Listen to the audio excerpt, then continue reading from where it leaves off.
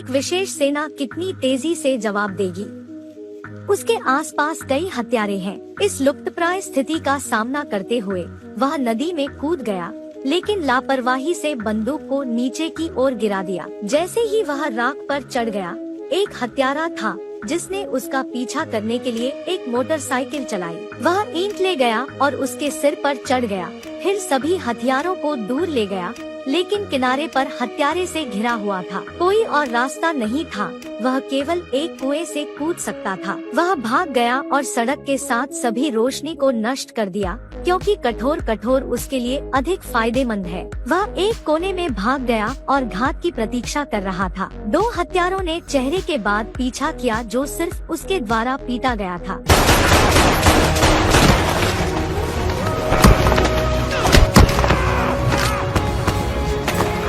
James नाम का यह व्यक्ति एक विशेष सैनिक था जिसने सिर्फ सेना से छुट्टी दे दी थी, क्योंकि जीवन एक भाड़े के लिए मजबूर है। वह बॉस द्वारा बेचा गया था जब उसने अभी एक हत्या का मिशन पूरा किया था। इसके अलावा शीर्ष हत्यारे हैं।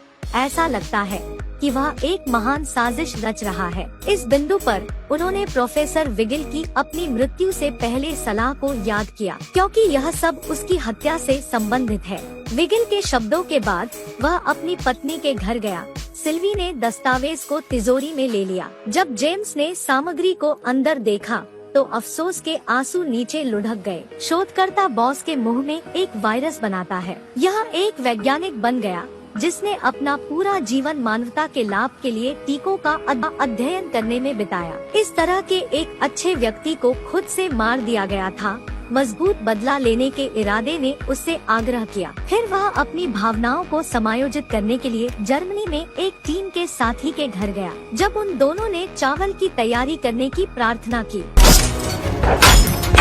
ब्रायन को मौके पर गोली मारकर हत्या कर दी गई, लेकिन उन्होंने चोट नहीं पहुंचाई। सेना में रहने के वर्षों ने उन्हें किसी भी समय आपातकालीन स्थितियों का जवाब देने में मदद की। उसने एक मोमबत्ती जलाई, फिर गैस वाल्व खोलने, समय की गणना करने और बाहर निकलने के लिए रसोई में चला गया। जब हत्यारे कमरे में प्रवेश करते थे तो एक जोर से धमाका होता था, इसलिए उन्हें ब्रायन को दफनाना पड़ा। मुझे पता है कि यह जगह लंबे समय तक रहने के लिए उपयुक्त नहीं है, इसलिए देश में लौटने के लिए सख्त सुरक्षा से बचते हुए एक नकली पहचान का इस्तेमाल किया। लौटने पर पहली बात यह थी कि एरिक के घर में था, लेकिन जेम्स ने आश्चर्यचकित कर दिया। यह अभी भी मृत नहीं था, लेकिन यह स्पष्ट था कि बॉस ने उसे बताया एरिक को जर्मन हत्यारों ने मार दिया था। क्या वह उसे धोखा देने के लिए बॉस के साथ इकट्ठा हो सकता है? लेकिन गुस्से ने जेम्स को हारने का कारण नहीं बनाया।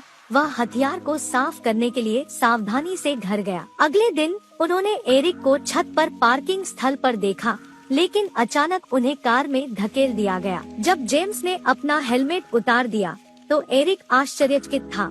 उसे उम्मीद नहीं थी कि जेम्स अभी भी जीवित है। जैसा कि यह निकला, बॉस ने उसे वही शब्द बताया। दो लोगों को लगता है कि प्रतिद्वंद्वी मर चुका है, लेकिन सब कुछ की उत्पत्ति सिर्फ इसलिए है क्योंकि बॉस वह व्यक्ति है जो वायरस फैलाता है। प्रोफेसर विगिल द्वारा बनाया गया वैक्सीन इस वायरस को रोक सकता है। उसके लाभों को गंभीरता से प्रभावित किया है, इसलिए वह मारा गया था। सच्चाई आखिरकार उजागर हो गई है, लेकिन वर्तमान समस्या है। अगर वह जानता था कि वह घर लौट आया है तो वह निश्चित रूप से अपने परिवार को धमकी देगा। एक टीम के साथी के रूप में एरिक ने उससे निपटने का फैसला किया। वे उसके आवास में चले गए। बाहर की रक्षा समय में पीटा गया। एक दूसरे की आवाज सुनी जो बाहर गोली मारने के लिए बंदूक ले गए। उन दोनों के पास एक स्पष्ट असाइनमेंट था। एरिक ध्यान आकर्षित करने के लिए जिम्मेदार था, जबकि जेम्स चुपके से घर में टूट गया। अंदर के गार्ड पूरी तरह से उसके प्रतिद्वंद्वी नहीं थे। सभी को पीटा गया। बाहर की तरफ एरिक और बॉस एक दूसरे से लड़ रहे थे। दोनों को मारा गया। एरिक मुश्किल से खड़ा हो गया, लेकिन उसे उसके द्वारा गोली मार दी गई। जब जेम्स कमरे में प्रवेश किया तो वह घायल हो गया और जमीन पर बैठ गया। उसने निश्चित रूप से उसे देखने के लिए एक और शॉट गोली मार दी। फिर एरिक को छोड़ने के लिए लाया, लेकिन वह बहुत गंभीर रूप से घायल हो गया। क्योंकि मैं कोई और इंतजार नहीं कर सकता था और कार में सही हो गया था, इसलिए जेम्स केवल एरिक और कार को राख में बदल सकता है। एरिक के लिए बनाने के लिए जेम्स ने अपने परिवार को चुपचाप अपने परिवार की रक्षा करने के लिए अपना जीवन बिताया।